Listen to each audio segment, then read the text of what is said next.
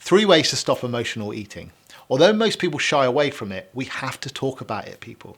Emotional and stress eating has a strong presence in the lives of many. Most of us have caught ourselves giving in to this unhealthy habit, ranging from making a bed partner out of a large container of ice cream or bags of crisps. Yet we want to shed those extra pounds. Meanwhile, we fail to be conscious of the amount of calories we ingest.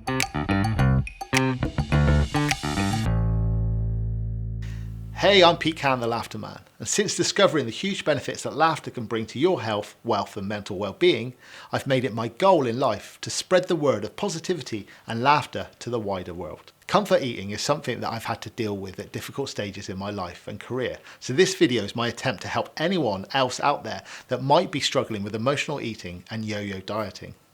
If you want to end emotional eating and overcome stress eating, this video might help you. So let's crack on with the video. In families where weight problems are hereditary, addressing emotional eating should be done in unison because it facilitates the processes for other family members to stay on track. When your child finds that you binge eating on unhealthy food options, it becomes very unlikely that that child will do otherwise. Like every other habit, emotional eating can be broken. It might be hard, but it's not impossible. Here are 3 trusted ways to help you stop emotional eating. Buy healthy foods. First things first, what do you put in your shopping trolley? Do you stock up on all the junk stuff? If you do not want to eat them, do not bring them home. Check your pantry and refrigerator for the food choices that tempt you and find ways to limit them. If you can, don't buy them at all. On the contrary, consider low-fat, low-calorie, unprocessed and low-fat foods like fruits and vegetables, baked sweet potato chips, popcorn without butter, and be the example you want your kids to emulate by enjoying healthier food options. What are your triggers? Figuring out what causes of emotional eating is the next step.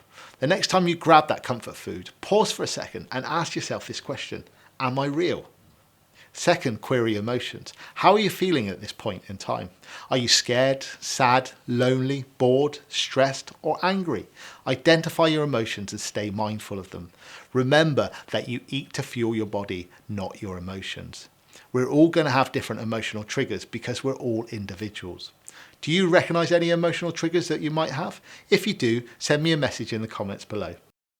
If your kids are involved, make a habit of constantly checking in with them to see if they are aware, if so, how much, of the challenges, emotional and social, they could be experiencing, and be patiently present. In helping them make more meaningful choices when dealing with their emotions without considering food as an option or escape route. Why do I need this?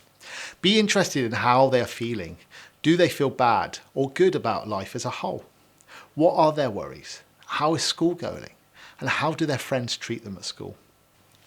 Hope you have found this video helpful. If you have, why not consider subscribing to my channel, where I've got loads of information about how to lead a happy, positive life, as well as tips on how to use laughter to create happiness and well-being in your personal and professional life. Now let's move on to the final tip. Fix the problem by being in control.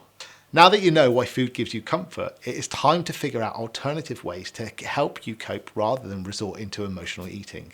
There could be moments of frustration where you might feel as though you've lost control of it all, but you can fix this if you're truly willing to do so. Invite some distractions into your life. The journey of 1,000 miles begins with a step, the old saying says. Take one step at a time by not eradicating all your favourite foods at once.